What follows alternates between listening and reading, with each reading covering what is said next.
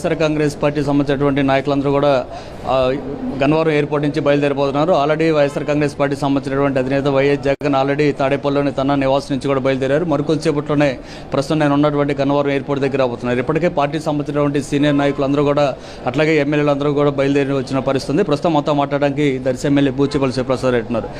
శివప్రసాద్ రెడ్డి గారు, ఏంటి మీ ధర్నా ఉద్దేశం ఏంటి, ఎందుకోసం ఈ కార్యక్రమం మీరు చేపట్టారు?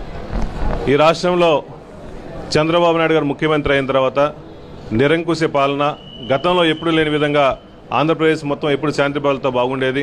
గతంలో జగన్మోహన్ గారి ప్రభుత్వంలో అంతా బాగుంది. కానీ చంద్రబాబు నాయుడు గారు వచ్చిన తర్వాత మొదటి నుంచి కూడా ప్రభుత్వ ఆస్తులను ధ్వంసం చేసుకుంటూ వైఎస్ఆర్సీపీ కార్యకర్త ఎక్కడ రోడ్డు మీద కనపడితే వైఎస్ఆర్సీపీ జెండా పట్టుకున్న కార్యకర్తను ఇబ్బంది పడే విధంగా భౌతికంగా దాడులు చేసుకుంటూ మొన్న వినుకొండ ఘటన చూస్తున్న రషీద్ని దారుణంగా, గతంలో ఎప్పుడు విధంగా దారుణంగా రోడ్డు మీద నరికి చంపటం ఆటవిక చర్యలాగా ఉంది. ఇవన్నీ కూడా చంద్రబాబు నాయుడు టైంలోనే వాళ్ళ కూటమి ప్రభుత్వం వల్ల జరుగుతుంది. కానీ వీళ్ళందరి సపోర్ట్తోనే ఈ టీడీపీ గుండా రాజకీయాలు చేసి ప్రతి ఒక్కరిని ఇబ్బంది పెడుతున్నారు. ఇదంతా సెంట్రల్ దృష్టికి తీసుకెళ్ళాలి, పెద్దల దృష్టికి తీసుకెళ్ళాలి. మా నాయకుడు జగన్మోహన్ గారు కూడా మోడీ గారు అపాయింట్మెంట్ తీసుకున్నారు.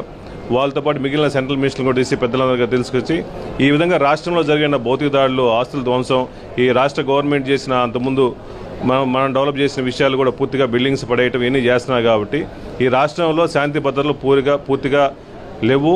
ఈ రక్షించుకోవడం కోసం మీ అందరూ సపోర్ట్ కావాలని చెప్పేసి మేము ఎమ్మెల్యేలందరూ కానీ సపోర్టర్స్ అందరూ కూడా దీక్షకి వెళ్తున్నాము. అంటే గతంలో గవర్నర్ దగ్గర నుంచి రాష్ట్రపతి వరకు అందరికీ కంప్లైంట్లు కూడా ఇచ్చారు, కానీ ఎలాంటి ప్రయోజనం చేకూరలేదు. ఇప్పుడు ధర్నా చేయడం వల్ల ఎలాంటి ప్రయోజనం వస్తుంది అనుకుంటున్నారు? ఈ రాష్ట్రంలో జరుగుతున్న విషయం ప్రతి ఒక్కరికి తెలియాలి. చంద్రబాబు నాయుడు గారు మాట్లాడితే విజన్ అని చెప్పి నాయకుడు అని చెప్పి అంటున్నాడు. ఆయనకు విజన్ ఏంది? వైఎస్ఆర్సీపీ నాయకులను దాడి చేయడం, ఈ రాష్ట్రంలో శాంతి భద్రతలు ఇబ్బంది చేస్తే మళ్ళీ ఇంకా ఫ్యూచర్లో వైఎస్ఆర్సీపీ ఉండకూడదు.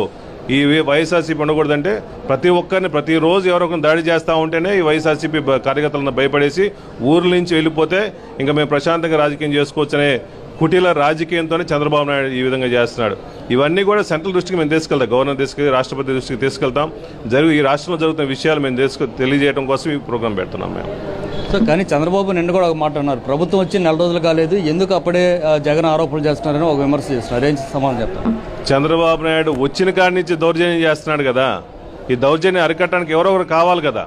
అందుకనే ప్రతిదీ ఇన్స్టెంట్ మేము కూడా వెయిట్ చేద్దాం అనుకున్నాం. నువ్వు డెవలప్మెంట్, నీకు విజన్ ఉన్న నాయకుడు అని చెప్పి నువ్వు డెవలప్ చేస్తావని చెప్పి వెయిట్ చేశాం. కానీ నీ డెవలప్మెంట్ ఓన్లీ మనుషులను చంపడం కోసం కేటాయిస్తున్నావు తప్ప ఈ అమరావతిని డెవలప్ చేద్దాం ఏమీ చేయట్లేదు. కాబట్టి అందువల్ల ఇంకా మాకు ఎవరో రెస్క్యూ ఆపరేషన్ కావాలి. కాబట్టి మేము పెద్దల దృష్టికి తీసుకెళ్ళాలి, వాళ్ళు సెంట్రల్ ఇంటెలిజెన్స్ సపోర్ట్ తీసుకోవాలి, సెంట్రల్ సెక్యూరిటీ సపోర్ట్ తీసుకోవాలి. కాబట్టి మేము ఢిల్లీలో పోయి ధర్నా చేస్తున్నాం. నిన్న మీరు అసెంబ్లీలో ధర్నా చేయడానికి వచ్చారు, ఆ సమయంలో పోలీసులు కూడా దౌర్జన్యం చేసిన పరిస్థితి కనిపిస్తుంది. ఎందుకని ప్రతిపక్ష నాయకులు అంటే అసెంబ్లీ సాక్షిగా ఈ దౌర్జన్యాలు దాడులు జరుగుతుందంటే ఏం చెప్తారు? నిజంగా నేను అంతకుముందు ఎమ్మెల్యేగా కూడా చేశాను. కానీ ప్రజాస్వామ్యంలో ఒక ఎమ్మెల్యేని అసెంబ్లీ లోపల పోనీయకుండా దౌర్జన్యంతో మార్షల్స్ పెట్టుకుని అందరిని నెట్టేయటం, ఎమ్మెల్యేలు నెట్టేశారు, ఎమ్మెల్సీని నెట్టేశారు. వాళ్ళకి ఎందుకు భయం? ఒక చిన్న ప్లక్ కార్డ్, నువ్వు చేసిన అరాచకాన్ని ఒక ప్లక్ కార్డ్ రూపంలో మేము లోపల తీసుకెళ్ళాము. అది కూడా తప్పైతే ప్రజాస్వామ్యంలో ఒక ఎమ్మెల్యేలకే రక్షణ లేకుండా, ఒక ఎమ్మెల్యేనే అసెంబ్లీ లోపల తీసుకుపోనీయకుండా మమ్మల్ని పూర్తిగా అడ్డుకొని నెట్టేసి సంస్కృతిని తీసుకొచ్చావు. కాబట్టి ఈ రాజకీయం ఎక్కడికి పోతుంది? చంద్రబాబు నాయుడు దయచేసి మేల్కొని ప్రజాస్వామ్యాన్ని కాపాడాల్సిన అవసరం నీకు ఉంది. ఒక ముఖ్యమంత్రి స్థాయిలో ఉన్నావు.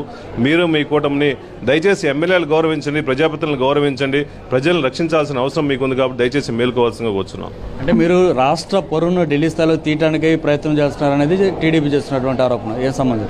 నువ్వు ముఖ్యమంత్రి అయిన తర్వాతే రాష్ట్రం పరువు పోయింది. నువ్వు అంతకుముందు కలబోలు మాటలు చెప్పేసి అంతకుముందు అమరావతి డెవలప్ చేస్తావు, అది చేసావు. ఇంతవరకు గత 5 సంవత్సరాల్లో నువ్వు ముఖ్యమంత్రి ఉన్నప్పుడు 2014 నుంచి 19 నువ్వు పరువు ఆల్రెడీ తీసావు. ఓన్లీ వాళ్ళ కార్యకర్తలు జోబులు నింపుకోవడం తప్ప ఇంకేమీ నువ్వు చేయలేదు.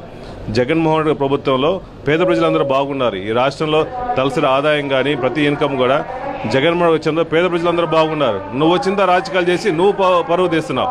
ఆ గతంలో ఎప్పుడు లేని విధంగా బీహార్ రాజకీయాలు తీసుకొచ్చి అరాచకం నువ్వు చేసి ఈ విధంగా రాష్ట్రంలో చంద్రబాబు వచ్చిన తర్వాత ఏదో అరాచకం జరుగుతుందని చెప్పి నువ్వు తీసుకొచ్చావు. నువ్వు పరువు తీస్తున్నావు ఆంధ్రప్రదేశ్ని. గతంలో మా ప్రభుత్వంలో, జగన్మోహన్ ప్రభుత్వంలో అందరూ ప్రశాంతంగా, ఎక్కడ అల్లకొల్ల ఎక్కడా లేవు, ప్రశాంతంగా పీస్ఫుల్ జీవనం పటాయించారు. సో ఇది పరిస్థితి మొత్తంగా మనం చూస్తున్నాం. ఖచ్చితంగా రాష్ట్రంలో జరుగుతున్నటువంటి అరాచక కారణం ఆపేదానికోసం పెద్ద ఎత్తున ప్రయత్నం చేస్తాం. అందులో భాగంగానే మేము ఢిల్లీ స్థాయిలో పోరాటం చేయబోతున్నాం. మాతో కలిసి వచ్చేటువంటి అన్ని రాజకీయ పార్టీలతో కలిసి ఈ ధర్నా కార్యక్రమంలో మేము పాల్గొనబోతున్నాం అనేది వైఎస్ఆర్ కాంగ్రెస్ పార్టీ నేతలు చెప్తున్నారు.